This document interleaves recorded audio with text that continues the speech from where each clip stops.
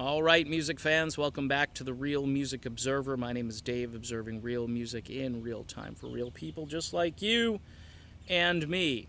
Waiting for the Sun, brand new album from Rusty Young, one of the founding members of the band Poco, and the one guy who's been with the band since 1968, since their very founding.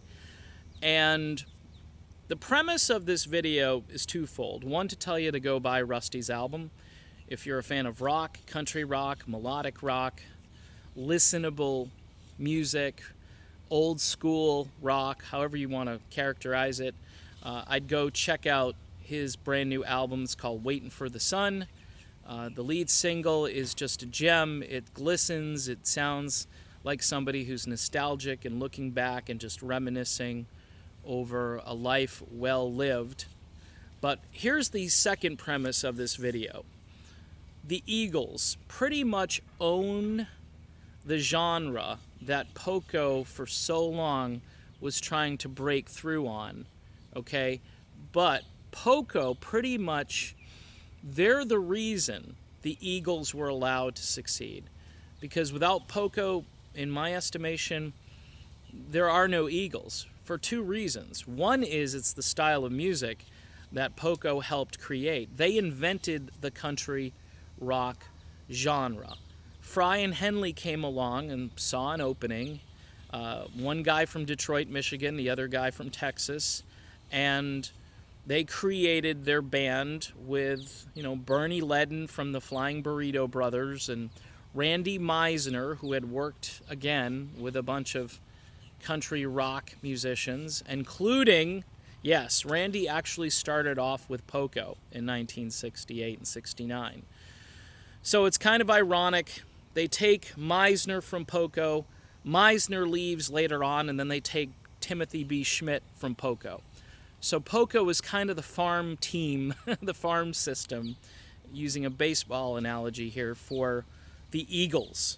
And the Eagles tapped it. Every time they needed a replacement, they should have called Rusty Young to play some pedal steel and to sing along with Henley. That would have been really interesting. But Rusty has had some choice words for Don Henley over the years, and mostly tongue-in-cheek and sarcasm. But you can tell there's not a bitterness there, but there's this, we're as good as you guys. And I know it's going to be a bold statement I'm about to make, but the way music works, the music industry works, Poco could have been as big as the Eagles. Especially once you start succeeding, you then take the job even more seriously. And who's to know? I mean, there's an album that Poco recorded called Ghost Town, 1982. I think it was their first album for Atlantic Records. They had left MCA. I used to call MCA the hit single graveyard, because unless you had an overt single that they didn't have to spend money on to promote, you weren't going anywhere. Atlantic had some money, but they signed the band, and then they released like Shoot for the Moon and a couple other tracks, but really very little spending on this group, who had created, I think, an Old West masterpiece. This is something you can listen to from start to finish. There are no filler tunes on it.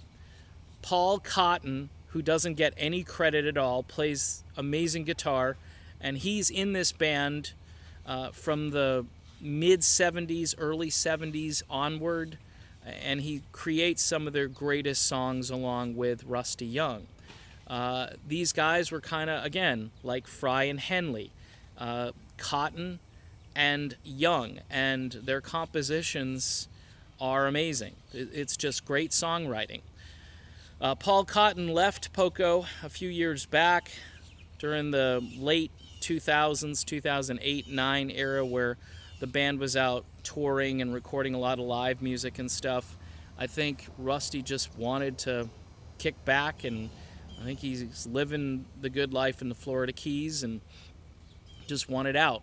Rusty continued on. He kept the band alive, brought in some new guys from Nashville, and then more or less decided to quit or retire, but Poco is still making concert appearances with groups like Firefall and America and so forth. And Rusty Young, first solo album in 50 years, Waiting for the Sun. I'd go buy it. I think you need to go buy it. You need to go listen to it. And you need to remember that without Rusty Young, without Poco, the Eagles would not have succeeded the way they did. Poco was the first bona fide country rock band. I mean, you could talk about Buffalo Springfield, but there were a lot of folk influences there.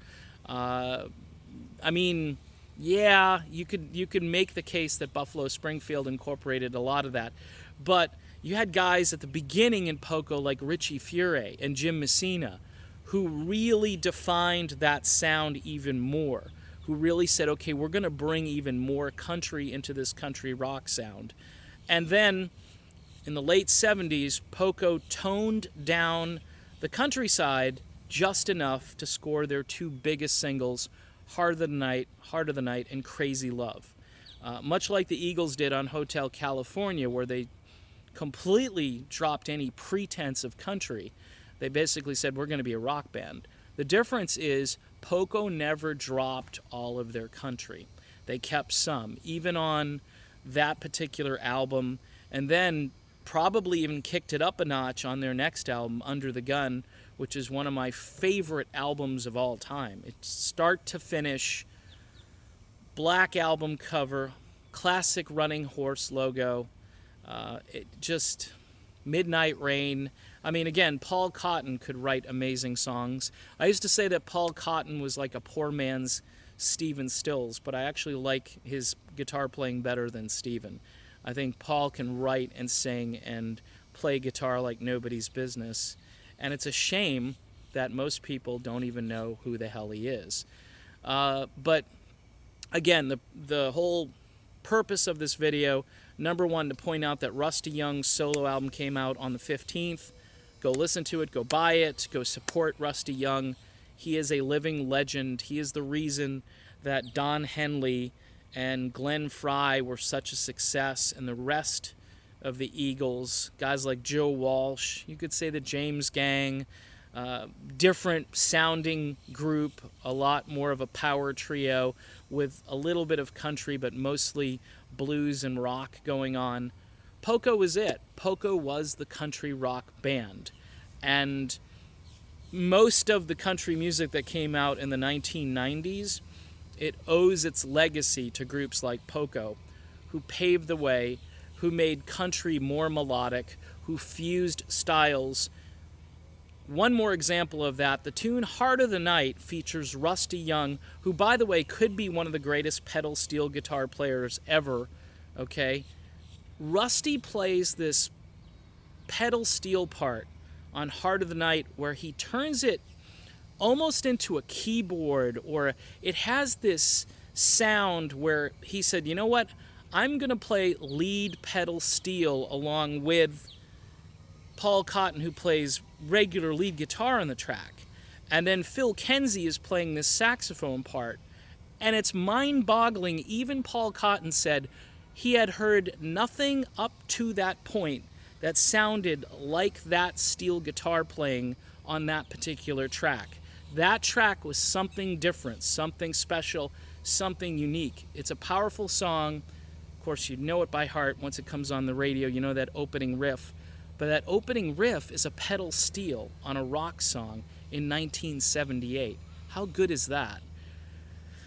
Music won't be made like this anymore, folks. So pay tribute to a great singer, a great songwriter, a great musician, and a man whose name should be enshrined at the Rock and Roll Hall of Fame someday.